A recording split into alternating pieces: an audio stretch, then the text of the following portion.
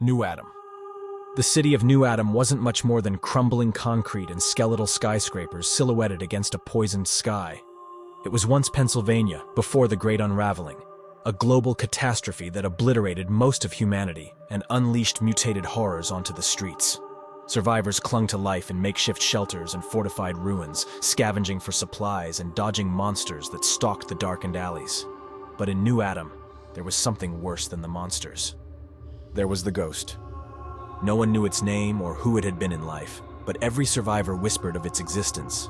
Some called it the Echo, others the Spectre of Adam. Whatever it wasn't bound by walls or daylight. It drifted unseen, a lingering shadow of malice and grief that held the city in a suffocating grip. And it killed, not with claws or teeth, not with guns or poison, but with memories. Mara tightened the strap of her gas mask as she edged through the ruins of a pharmacy. The shelves were mostly bare, but desperation forced her to check every nook and cranny. Painkillers, bandages, anything. Outside, the sky rumbled, a loud sound that wasn't thunder. The monsters were waking. "Come on," she muttered to herself, shoving aside a pile of debris. Her fingers brushed against a dusty bottle, and she yanked it free. Ibuprofen. It wasn't much, but it was something. She shoved it into her bag and turned to leave. The temperature dropped suddenly, and her breath fogged inside the mask. Mara froze, her pulse spiking. The ghost's presence always came with the cold. "Not now, please, not now," she whispered, backing toward the exit. A whisper slithered through the air, faint but distinct. It wasn't a language. It was raw emotion, anger, sorrow, betrayal. The fog inside her mask thickened, and the straps dug into her skull as if tightening on their own. "No!" Mara screamed, clawing at the mask. Images flooded her mind. Her mother's face, gaunt and pale. Her little brother's laughter, echoing from the past. Her father's stern voice, telling her to run as the monsters broke through their barricade. "No, no, no," she said, staggering into the street. The memories weren't hers. They were the ghost's. It forced them upon her, drowning her in its sorrow, its rage. Each image cut deeper, slicing away her sense of self. She collapsed to her knees, clutching her head. "Why didn't you save us?" the ghost's voice hissed, layered with 1,000 others. I couldn't," Mara stammered, tears streaming down her face. The cold intensified, and she felt her life slipping away, not from any physical wound, but from the unbearable weight of the ghost's despair. It was siphoning her soul, piece by piece, feeding on her very essence. And then, just as suddenly as it began, the cold vanished. The ghost had moved on, leaving Mara trembling and gasping for air. Mara stumbled into the survivor camp on the edge of New Adam, barely able to stand. It was a patchwork of tents and scrap metal shelters, surrounded by a wall of junk to keep the monsters at bay. A group of scavengers rushed to her side, dragging her to a fire pit. "You saw it, didn't you?" asked Jake, a grizzled veteran with a scar bisecting his face. Mara nodded weakly. "It doesn't just haunt you," she whispered. It tries to erase you." Jake's expression darkened. "Yeah, that's its trick. Makes you relive its death, its pain. Some say it's angry because it didn't get to face the monsters like the rest of us. It's jealous, bitter. You survive long enough in New Adam, and it'll come for you." The others murmured uneasily. One woman, Beth, crossed herself. "But why?" Mara asked, her voice shaking. "No one knows," Jake replied. "Some say it was a scientist who caused the unraveling. Others think it was just some poor soul who died alone, watching the world burn. Whatever it was, it hates us for surviving." That night, as Mara tried to sleep in the confines of her tent, she couldn't shake the feeling that the ghost was still watching her, waiting for its chance to finish what it started. Mara wasn't the type to sit back and wait for death. The next morning, she approached Jake with a proposition. "I want to find out what it is," she said. "Maybe we can stop it." Jake laughed bitterly. "Stop it? It's not a monster you can shoot, it's something else." "Maybe, but it was human once. There has to be something tying it here." Reluctantly, Jake agreed to help. Together with Beth and another survivor, Neil, they set out to investigate. They started with the city's archives, buried beneath the ruins of what had once been a library. It was slow, grueling work, sifting through moldering papers and shattered computers.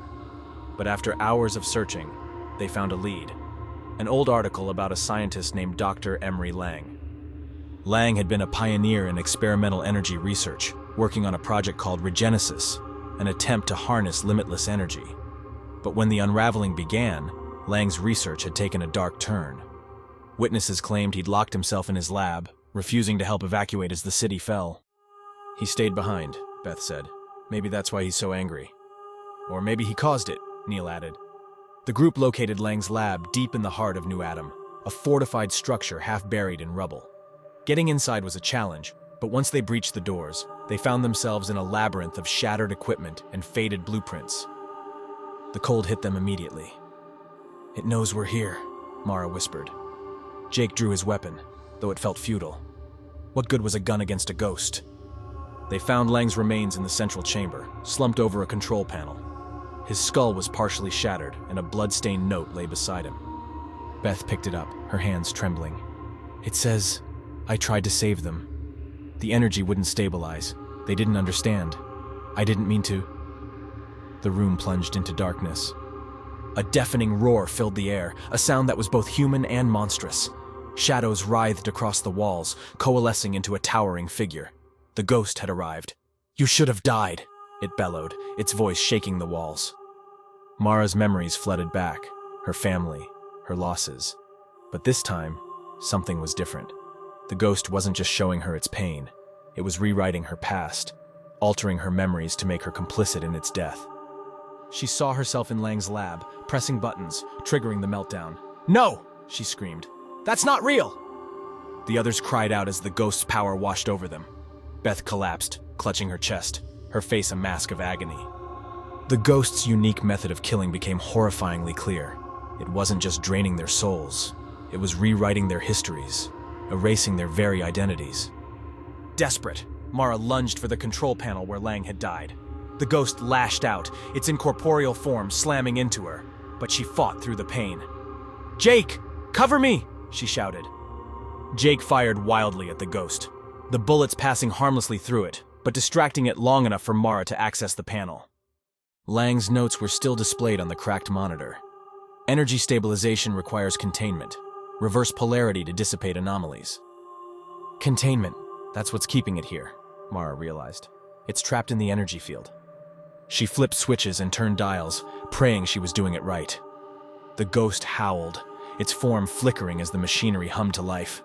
"No!" it roared. "You can't leave me!" The temperature spiked, and the air crackled with electricity. The ghost's form dissolved into a swirling mass of light and shadow, drawn toward the center of the room. Mara screamed as the control panel sparked, but she kept going, forcing the system into overload. With a final, ear-splitting shriek, the ghost was sucked into the core of the machine. The room fell silent, the cold lifting. The survivors emerged from the lab, battered but alive. New Adam felt lighter, as if a weight had been lifted. "It's gone," Beth said, her voice shaky. "For now," Mara replied. She knew the ghost's energy wasn't destroyed, just contained. But it was a victory, however temporary. As they walked back to camp, the sky above New Adam seemed a little brighter. But Mara couldn't shake the feeling that the ghost wasn't truly gone. After all, memories are hard to kill, and some never stay buried.